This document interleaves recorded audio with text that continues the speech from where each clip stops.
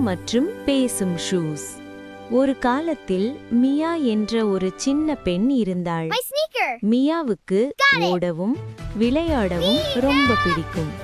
மியாவிடம் ஒரு ஜோடி அழகான ஷூஸ் இருந்தன. அந்த ஷூஸ் சாதாரண ஷூஸ் அல்ல, அவை மெதுவாக பேசும். மியா ஓடும் போதெல்லாம் அந்த ஷூஸ் சொல்வது, மியா, எங்களை நன்றாக கட்டிக்கோ. மியா கேட்டாள், ஆனால் அவள் விளையாட்டில் பிஸியாக இருந்தாள். பரவாயில்லை என்று அவள் நினைத்தாள்.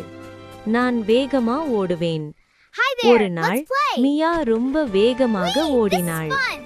அவள் ஷூ கயிறுகள் தளர்ந்து இருந்தது.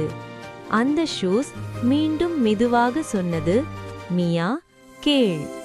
ஆனால் மியா கவனிக்கவில்லை. அடுத்த நொடியில் மியா தடுமாறி விழுந்தாள்.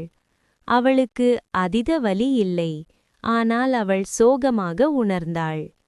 மியா அமைதியாக அமர்ந்து ஷூ கயிறுகளை நன்றாக கட்டினாள். அப்போது அவள் நினைத்தாள், நான் கவனமாக கேட்கணும். அந்த நாளுக்குப் பிறகு மியா கவனமாக கேட்க ஆரம்பித்தாள். அவள் ஷூஸ் சொல்வதையும் மற்றவர்கள் சொல்வதையும்.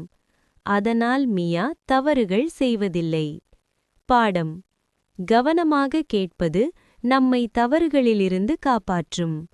நல்ல விஷயங்களை கவனமாக கேட்டால் நாம் விழாமல் முன்னே ஓடலாம்.